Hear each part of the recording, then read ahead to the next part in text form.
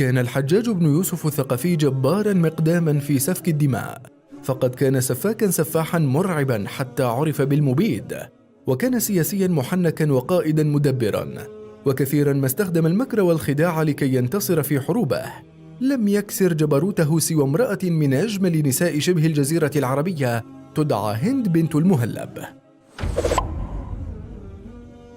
عرفت هند بجمالها وفصاحتها وبلاغتها ورجاحة عقلها، إلى جانب حسبها ونسبها، فوالدها هو القائد التابعي المهلب بن أبي صفرة، وتنتمي إلى قبيلة العتيك الأزدية، إذ يعد آل المهلب من أحفاد الحارث بن العتيك. وجدها أبو صفرة الذي يعرف باسم ظالم بن سراق لها 23 أخا و11 أخت، وهي من أشهر نساء القرن الهجري الأول وأوائل القرن الثاني للهجرة، وهي من النساء التي برز اسمها في التاريخ الأموي. تلقت هند بنت المهلب العلم من أكابر علماء التابعين، روت عن أبيها المهلب وعن الحسن البصري أبي الشعثاء جابر بن زيد، وروى عنها ابن أخيها حجاج أبي عينة بن المهلب وأخوه محمد بن أبي عينة. دلت معظم الروايات التاريخية على حرص وسعي هند على تعلم أمور دينها وبحثها الدائم عن المعرفة، ولها العديد من الأقوال والحكم. ومن المواقف التي تدل على دهائها عندما أمر عمر بن عبد العزيز بسجن أخيها يزيد، فما كان منها إلا وذهبت لمقابلة عمر، حيث قالت له: يا أمير المؤمنين، لماذا سجنت أخي؟ فأجابها: تخوفت أن يشق عصا المسلمين. فردت عليه: العقوبة قبل الذنب أو بعد الذنب؟ فأفرج عمر عن أخيها. لم تكن هند راغبة بالزواج من الحجاج بن يوسف الثقفي، فقد كان قبيح الوجه وصغير الجسد، ولكنه كان فصيحا وبليغا وخطيبا جبارا، تولى مكة والمدينة والطائف والعراق في عهد الخليفة الأموي عبد الملك بن مروان، كما ربطته صلة متينة بآل المهلب، فتقدم لخطبة ابنتهم هند، لكنها ترددت لعدم معرفتها به، فقدم لها مهرا يبلغ 200,000 دينار عربي كمؤخر. عندما تأخرت بالرد فوافقت، وكانت رابع زوجاته. بعد فترة شعرت هند بنت المهلب أنها لم تحسن الاختيار بزواجها من الحجاج، لكنها مكثت معه كارهة فترة من الزمن، وتأججت الخصومة بينهم عندما تقلب الزمان، وخشي الحجاج من نفوذ آل مهلب، فوضعهم في السجن في سنة 86 للهجرة إلى سنة 90 للهجرة. وكانت هند شديدة الحب والتعلق بإخوتها، لم يرضها ما يفعل بهم من عذاب، وغضب عليها الحجاج بن يوسف الثقفي عندما سمعها تصيح بعد أن سمعت صياح أخاها يزيد بن المهلب وهو يعذب في السجن. ويقال أنه طلقها بعد هذه الحادثة خوفا من أن تقتله، بينما اختلف سبب طلاقهم في رواية أخرى، حيث روي أن الحجاج رأى رؤية اقتلاع عينيه في منامه حينها كان متزوجا بهند بنت المهلب وهند بنت أسماء، فطلقهما ظنا منه أن رؤياه تتأول بطلاقهما، حتى جاءه خبر وفاة أخاه محمد بن يوسف وابنة محمد بن الحجاج، فعلم أن هذا هو تأويل رؤيا اقتلاع عينيه، حيث قال: والله هذا تأويل رؤياي من قبل، محمد ومحمد في يوم واحد، إنا لله وإنا إليه راجعون. وفي رواية أخرى يقال أن الحجاج دخل عليها غرفتها في أحد الأيام، فوجدها تتأمل حسنها في المرآة وتقول: وما هند إلا مهرة عربية سلالة أفراس تحللها بغل، فإن ولدت فحلا فلله درها، وإن ولدت بغلا فجاء به البغل. لما سمع الحجاج ذلك عاد أدراجه غاضبا، وأرسل إليها غلامه وطلب منه أن يرد إليها صداقها 200,000 دينار، وأن يطلقها بكلمتين لا يزيد عليهما، فإن زاد قطع لسانه. فذهب الغلام إلى هند وقال لها: كنت فبنتي، أي كنت زوجته فبنتي، أي أصبحت طليقة. لكن فصاحة هند لم تخيبها، فردت قائلة: كنا فما فرحنا، فبنا فما حزنا.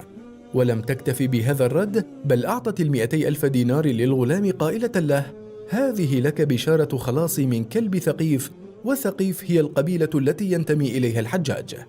بعد طلاق هند لم يجرؤ أحد على خطبتها مجددا خوفا من بطش الحجاج، وهي لم تقبل بمن هو أقل من الحجاج، إلا أن أخبار جمالها وحسنها ونباهتها وصلت إلى أسماع أمير المؤمنين عبد الملك بن مروان، فقرر أن يخطبها لنفسه.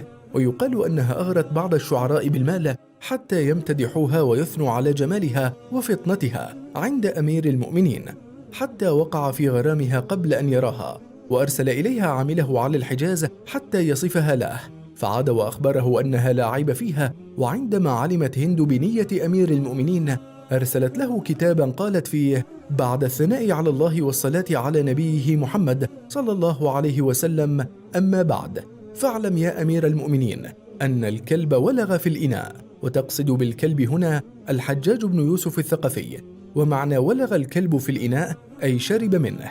فضحك أمير المؤمنين ورد عليها بكتاب يقول فيه أن نبي الله ورسوله محمد عليه الصلاة والسلام قال: إذا ولغ الكلب في إناء أحدكم فليغسله 7 إحداهن بالتراب.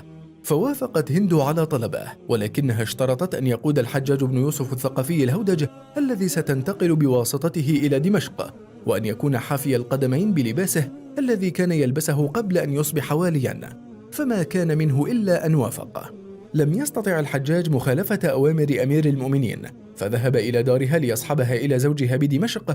وعندما وصلوا رمت على الأرض دينارا، فقالت: يا غلام، لقد وقع مني درهم فابحثوا عنه. فلم يعثر الحجاج على الدرهم، لكنه عثر على الدينار فناولها إياه قائلا: إنه دينارا وليس درهما. فنظرت إليه نظرة كادية فيها الكثير من التشفي، وقالت: الحمد لله الذي أبدلني بدل الدرهم دينار. ففهم قصدها، وهو أن الله عوضها عن الدرهم أي الحجاج، والدينار عبد الملك.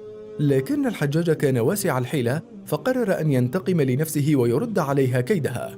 بعد وصول القافلة التي تقل العروس الجديدة للخليفة وجهازها إلى قصر الخلافة الذي كان يقيم فيه عبد الملك بن مروان، كان قد أعد وليمة للرجال، فتعمد الحجاج على أن يتأخر عنها. وعندما لم يجده الخليفة بين الناس سأل عنه، ثم أرسل في طلبه ليشارك بالوليمة. فرد الحجاج بقوله: ربتني أمي على ألا آكل فضلات الرجال. فهم عبد الملك ما أراده الحجاج، وضاقت نفسه منه، ولم يقترب من هند لعدة أيام، وكان يكتفي بزيارتها، إلى أن بدأت هند تسأل في القصر عن السبب، فوصلها ما كان بين عبد الملك وبين الحجاج. بعدما علمت هند بالأمر فكرت ودبرت حل له، ثم أرسلت في طلب الخليفة عبد الملك بن مروان، وما إن دخل عليها حتى قطعت عقدا من اللؤلؤ كانت ترتديه، ورفعت ثوبها كي تجمع حبات اللؤلؤ فيه. فتن عبد الملك بحسنها وجمالها، ورآها تجلس على الأرض تلم حبات اللؤلؤ وهي تقول: سبحان الله. فقال لها عبد الملك: لم تسبحين؟ فقالت: إن هذا اللؤلؤ خلقه الله لزينة الملوك. فقال: نعم.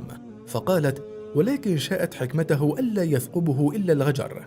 فتهلل وجه الخليفة بعد أن فهم مقصدها، وقال لها: صدقت والله، قبح الله من لامني فيك. وتم زواجهما في ذلك اليوم. تذكر بعض الروايات أنها ظلت على قيد الحياة حتى عام 102 للهجرة، بعد مقتل إخوتها في عهد يزيد بن عبد الملك، وكانت وفاتها في هذه السنة. انتقلت هند في آخر عمرها إلى عمان، وعاشت ببلدة آدم يعرف بمسجد المهلبية. إذا أعجبكم محتوى قناتنا يمكنكم دعمنا أو الإعلان على قنوات متع عقلك عبر رابط الفان لينك في الوصف أسفل الفيديو.